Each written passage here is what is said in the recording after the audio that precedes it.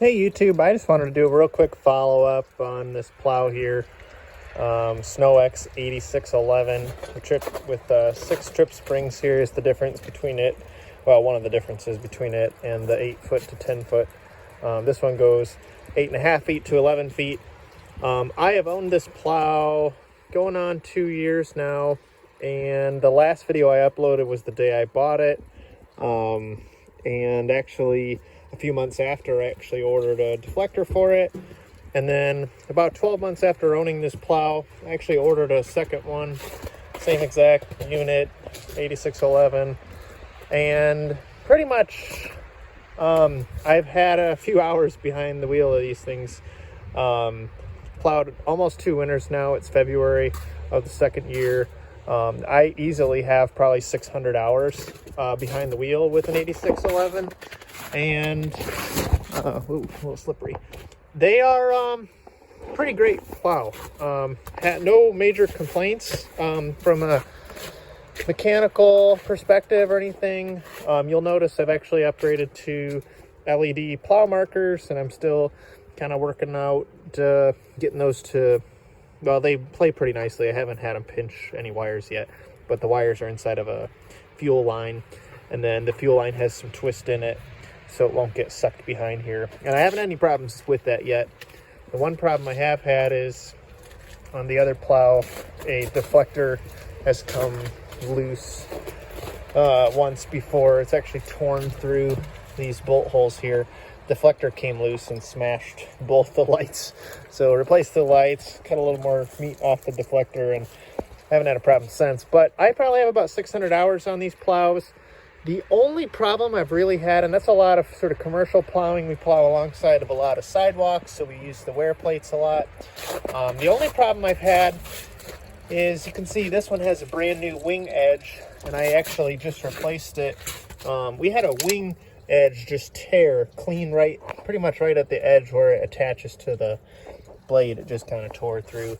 So I installed a new one and cut 1.25 inches off of it here. With the cutoff wheel, and so this is the blade with the new wing edge. But to be honest, the other side of this same plow is also almost cracked and probably about to do the same thing. And then you come over here and you look at a 6-month-old plow that's only existed since October, and it's now February. And to be honest, this is all bent here. And it's got a little bit of a crack starting here, and the same thing on this side. And then I talked to this one's even worse, honestly. Here, it's kind of hard to tell, but this corner here is towed in probably 1 inch from where it should be, and then there's a crack here.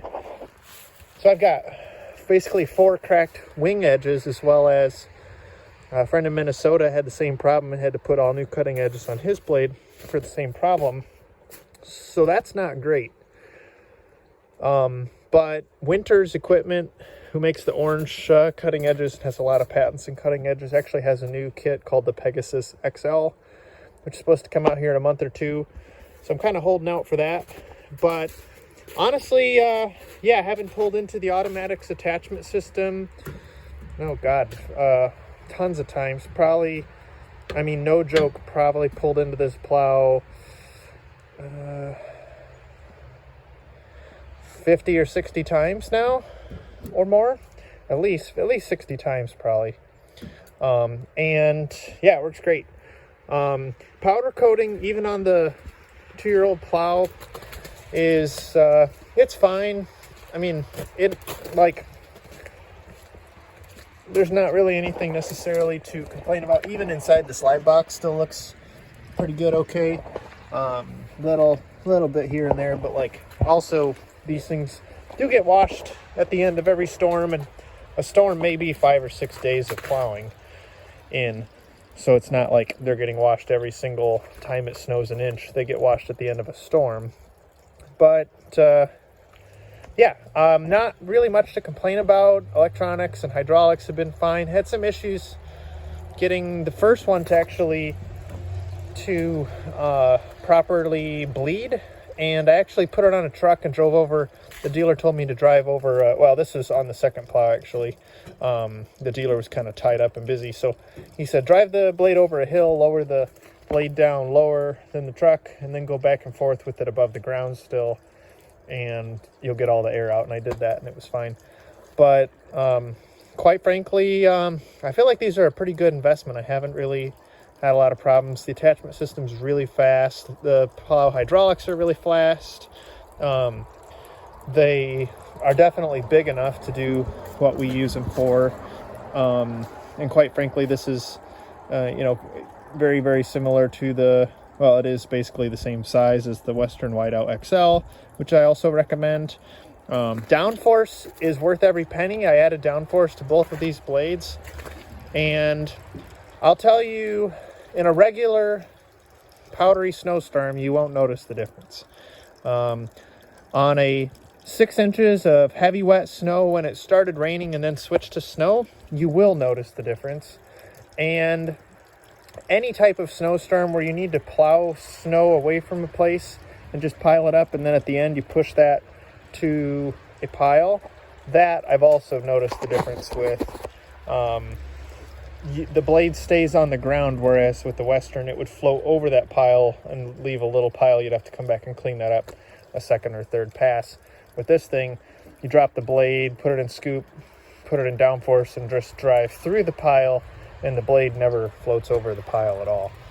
So I've noticed the difference with the downforce, and I do think the downforce is worth it. Yeah, nothing pretty much but good things to say. I had an accident, I think it was with this plow, where I bent this with the forklift. So I have a new part coming for it. But the automatics, this is the older plow of the two. And this one, yeah, I bent it with the skid steer pallet forks the other day. So I've got a new one of these handles coming, and I ordered this linkage here too, just to be safe, because it's not acting right. But I know it was after the day I moved it with the skid steer, and I know that I bent it because I knew I bent it, so it's my fault. I ended up wiring these Blizzard Dynamics plow markers up to be running light turn signal switchbacks, and they work pretty well. Like I said, I haven't had any wires pinch. Still kind of getting it all working right, but by working right, I mean I'm not comfortable with the idea of selling this to a customer, of wiring it up quite like this.